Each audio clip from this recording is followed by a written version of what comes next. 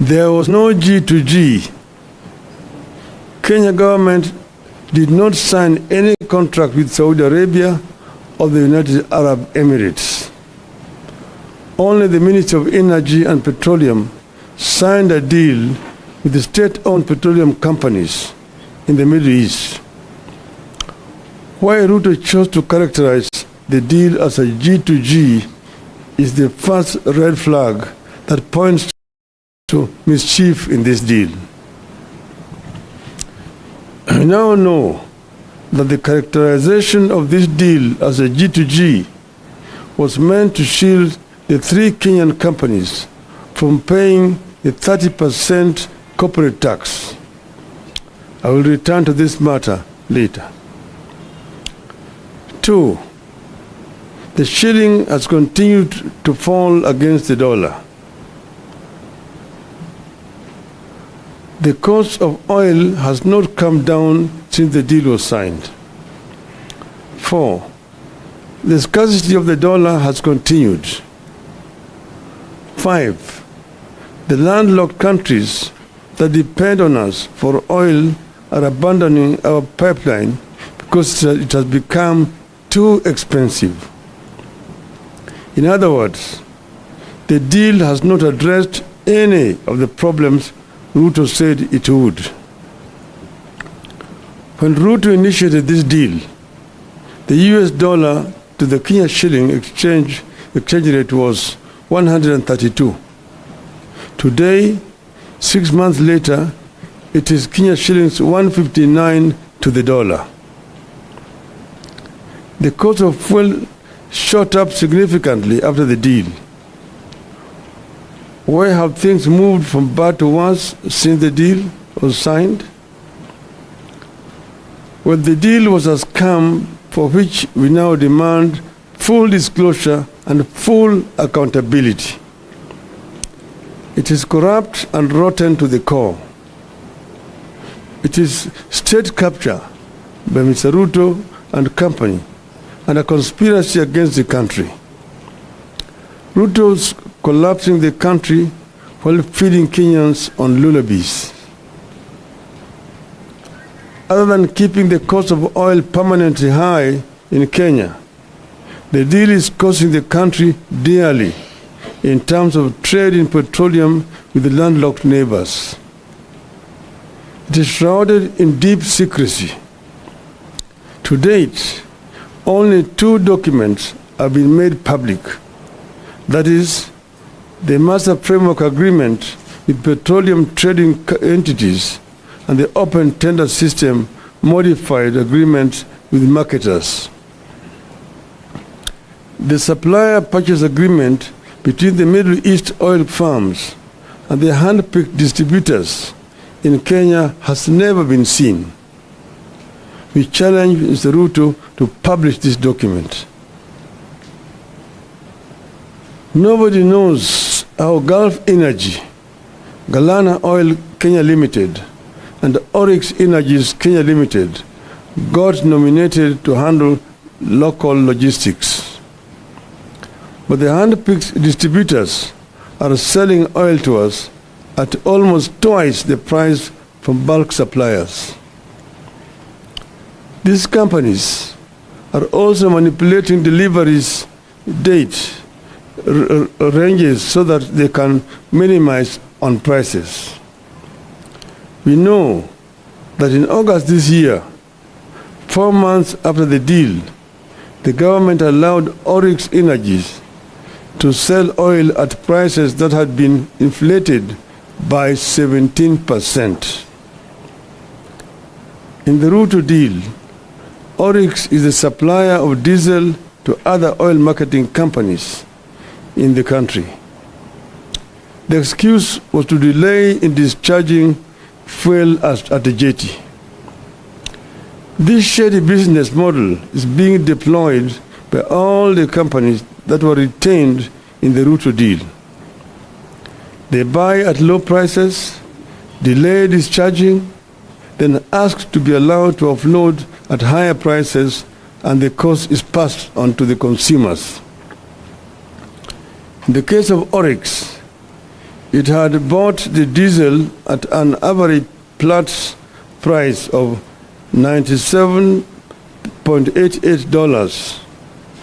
That is 14,182 shillings per barrel in July, but was allowed to sell the same to oil marketing companies at $114.5 US dollars, that is 16,585 shillings per barrel. Some of the companies charging the higher prices deliver more cargo than they were contracted to deliver, forcing Kenyans to buy more of the oil whose prices are inflated, hence the permanent high prices of petroleum products. The ministry is changing billing month to allow the oil firms to quote higher prices. For instance, cargo that was bought in July when the price was low is allowed to quote higher August prices and pass the burden to the consumer. The deal that Ruto hailed as phenomenal has resulted in high landed costs as a result of structuring of the contract. The faults include the double counting of some cost elements and fixed freighted premium, which sometimes are higher by up to $50 per metric ton. The cost is passed on to the consumers. It also lacks flexibility, which further exacerbates the pricing model.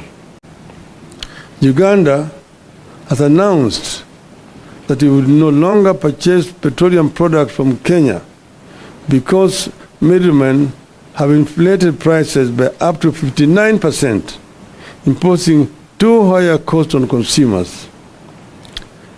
The exact same scenario is prevailing here. The middlemen President Museveni is talking about are the Kenya government officials. I repeat, the middlemen President Museveni is talking about are Kenya government officials. The deal has interrupted supply. Gulf Energy, which manages up to 50% of government importation, has been experiencing serious challenges securing letters of credit.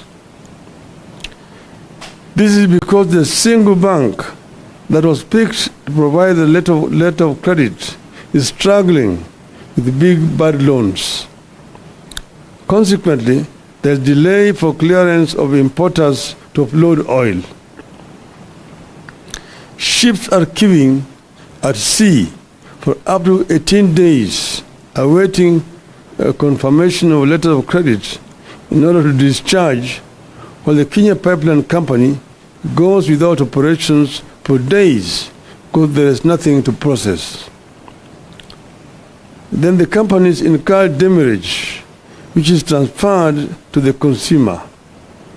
Under the open tender system, that's the old system, demurrage costs are 45,000 US dollars per day for the biggest tanker docking at the port of Mombasa, and $31,000 per day for the second biggest vessel. But under the Ruto deal, demurrage has risen up to $70,000 per day. This cost is passed on to the consumers at the pump. You will have noticed that Tanzania recently reduced the cost of petroleum products from 1st of November, while Kenyans remain the same or just marginally changed. Tanzania said it was reducing prices because of decrease in the world oil prices by an average of 5.68%, while premiums for importation of petroleum products had decreased by an average of 13% for super petrol, also known as premium motor gasoline or premium motor spirit, and 25% for automotive gas oil or diesel. We will not hear that story here because of the corrupt dealings written into the Ruto deal. As ships accumulate extra charges on the high seas, the money sits in an escrow account in a local bank where it earns interest. It remains unclear who the beneficiaries of the accrued interest is. This deal has led to high costs of oil products sourced through the Northern Corridor transit route, that's Kenya route. The freight and premium rates for the May 2023 cargoes were higher in the Northern Corridor by 61% compared to the Central Corridor. Northern Corridor is the running Mombasa, Nairobi, Malaba, Kampala, and to DRC. The Central Corridor, the one that comes from Dar es Salaam all the way to Rwanda, Uganda, and DRC. That rise in freight and premium is reflected at the pump. That is what has pushed Uganda and other forward markets like South Sudan, Eastern DRC, Rwanda, and Burundi to consider importing goods through the Central Corridor or Tanzania route. Uganda is shifting to the Central Corridor, meaning that they are going to be using the port of Dar es Salaam or Tanga rather than Mombasa. The volume it ferries via Kenya pipeline has dropped by 52% from 70%. So other than making petroleum products ever more costly, the deal is going to kill the Kenya pipeline company as soon as this year. You need to know that it is the Ugandan market that earns the Kenya pipeline company foreign exchange. The transit volumes account for 51% of Kenya pipeline company's revenue, which stands at an average of 2.6 billion shillings per month. When the company loses in the volume transported, it results in higher tariffs, which is transferred to the local consumer in terms of higher cost of petroleum products. A 10% reduction in the transit volumes would result in a 5% increase in tariffs, which is reflected at the pumps in terms of cost of fuel. The change of route by landlocked trading partners will force a number of Kenyan oil marketing companies and logistic firms to close shop. Of course, this leads to job losses, loss of foreign exchange, loss of revenue for the country as a result of KPC losing transit share. Ideally, Kenya should have provided a pipeline and storage capacity allocation for Uganda market. Kenya should also have allowed the direct participation of the Uganda oil marketers in sourcing petroleum products through the Northern Corridor route. But because corruption was written into the deal, the Ruto administration could not allow neighbors in fear of exposure. Consequently, the KPC is set to lose substantial business to Tanzania. Uganda's shift to the Central Corridor will most certainly influence Rwanda, Eastern Democratic Republic of Congo, and South Sudan. As KPC loses business, it will charge more for its product to stay afloat, hence the ever-rising cost of petroleum products. The deal only ended up creating irregular supplies and higher prices. Open tender system allowed for competitive sourcing of fuel. Monopolistic tendencies for purposes of maximizing profit goes against the demand for efficiency and the need for lower prices. It is going to drive a number of oil marketing firms out of business, leading to job losses and loss of revenue for the government.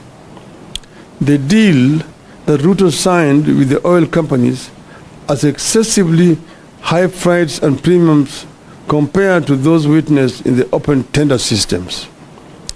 They are as high as an additional $50 per metric ton. In the end, Kenya is losing billions of shillings in taxes because the three companies picked to spearhead this deal do not pay the 30% corporate tax. Shielding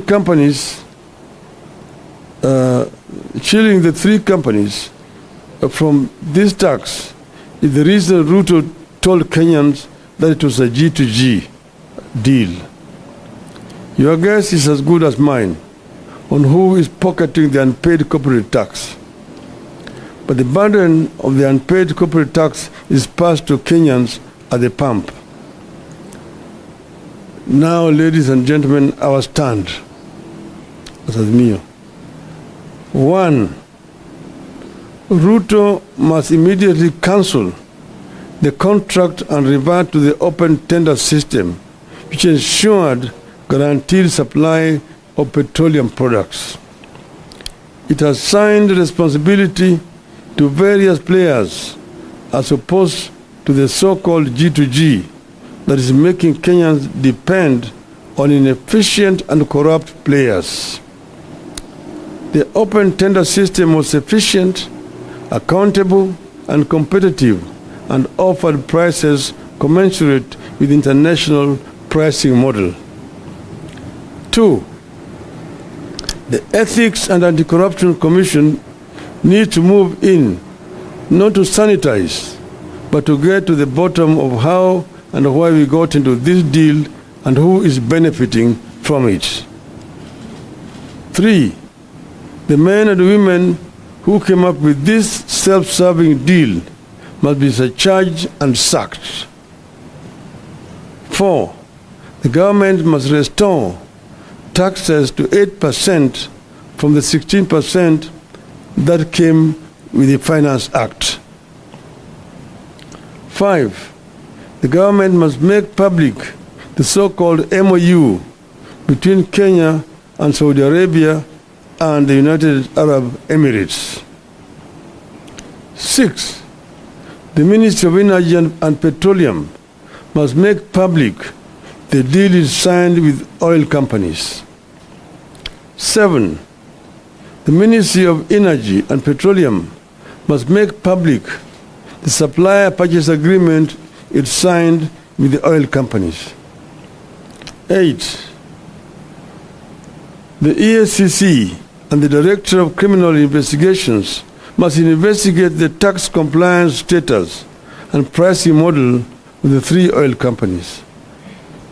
9. We need a comprehensive brief on what the move by Uganda to pursue much of its petroleum needs through the Tanzanian Central Corridor means to our country, especially to the future of the Kenya Pipeline Company. End of statement. Thank you.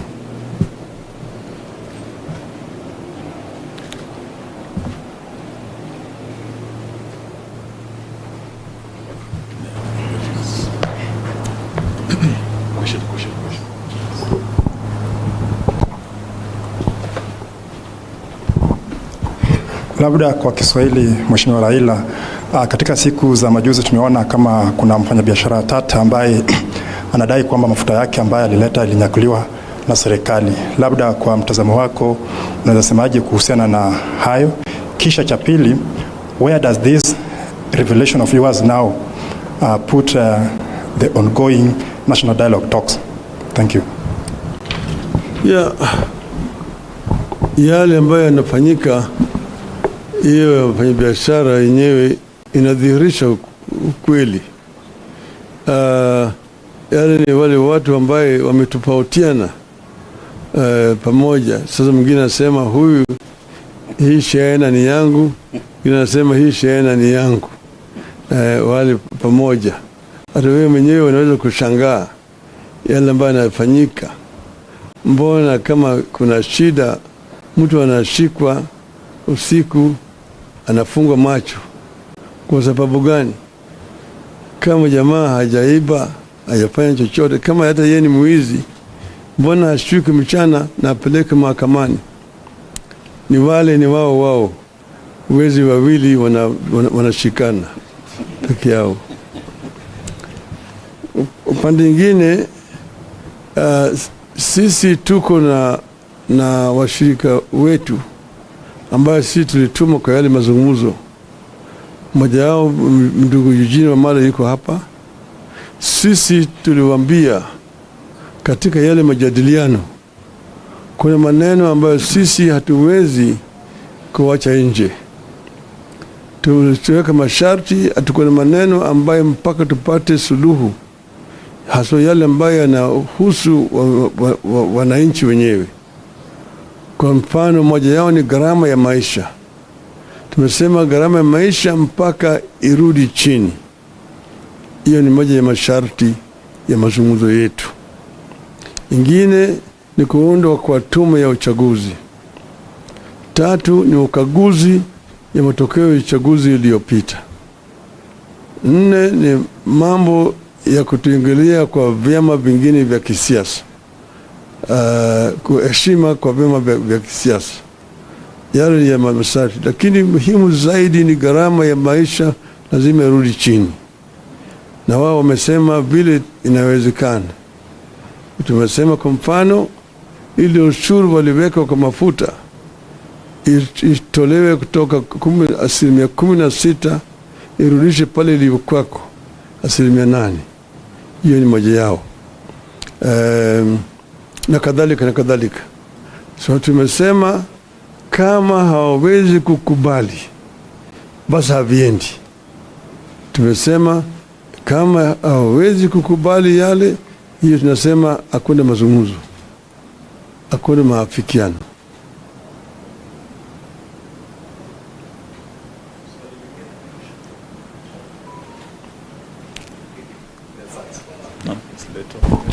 Over the weekend, you alluded that the inflation of prices on petroleum, on fuel, was about 30 shillings. Maybe expound on that and how these you call cartels are fleecing Kenyans' pockets at the pump, and how much, by how much? No, I mentioned the other time, and you're going to find it in the statement that I've just read there, how prices are being inflated and then passed on to the consumer. I mentioned, for example, you'll find that you're being charged 217 shillings, but actual price would be 187 shillings. Now, where we are not sure is how that 30 shillings is being distributed, who is the beneficiary. But I've also explained to you how the whole of this process was conceived, how it was then executed, and how it is actually hurting the consumer down here. You'll find, for example, that ships are taking very long. They're waiting when letters of credit have not been confirmed, incurring demerit charges. The demerit charges themselves have also been increased.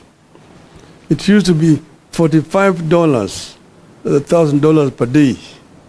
It is now $70,000 under this deal. And all that is being passed on to the consumer.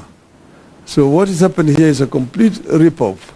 People are paying for air, and these people are very happy with this.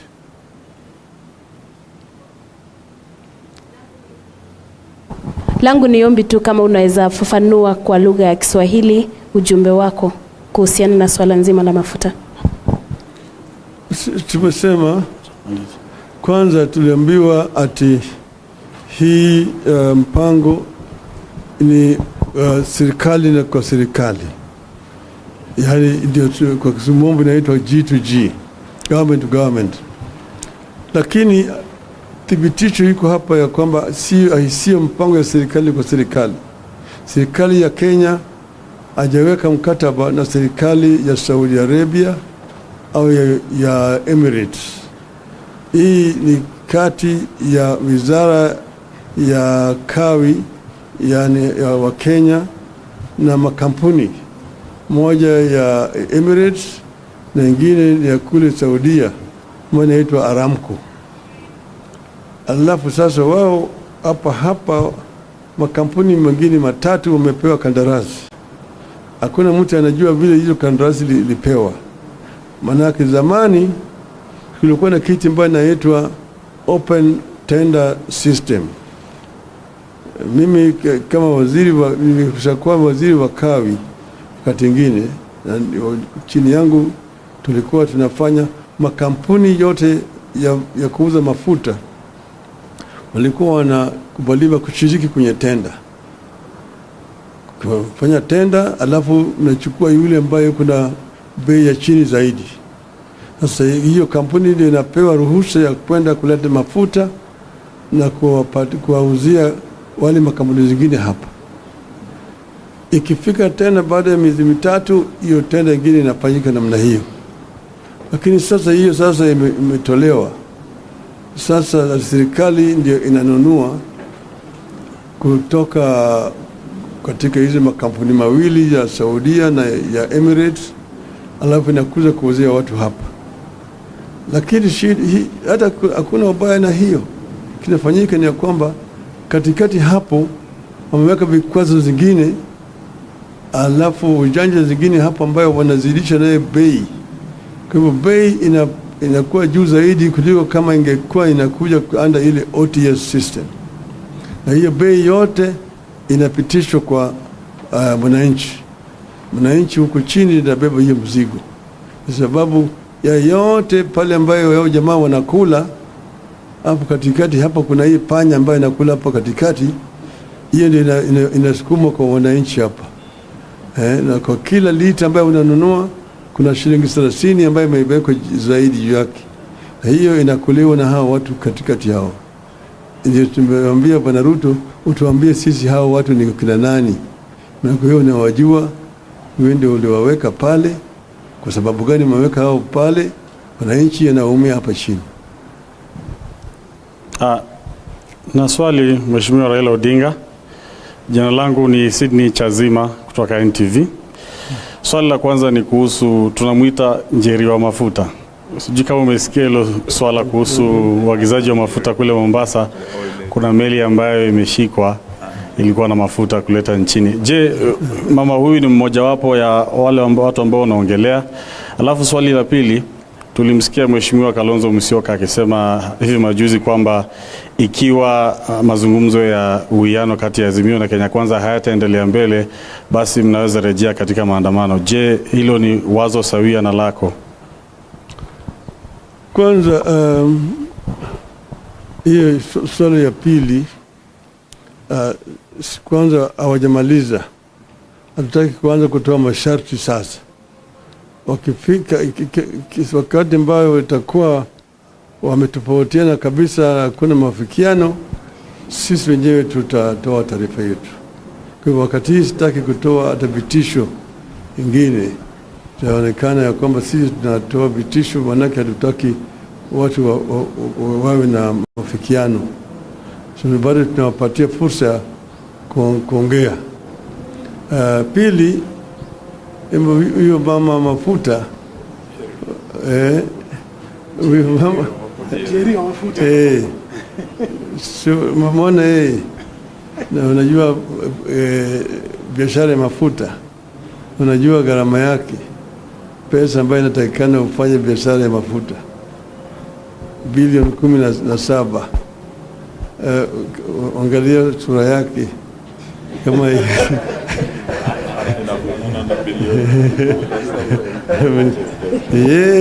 au anawakilisha watu wengine. Sasa wale ambao wanawakilisha ndio tunataka kujua, maana yake mingi ni kama sarakasi. Asanteni sana. Tutatumieni nakala ya dozi ya hii kwa uchambuzi kamili. Asanteni sana.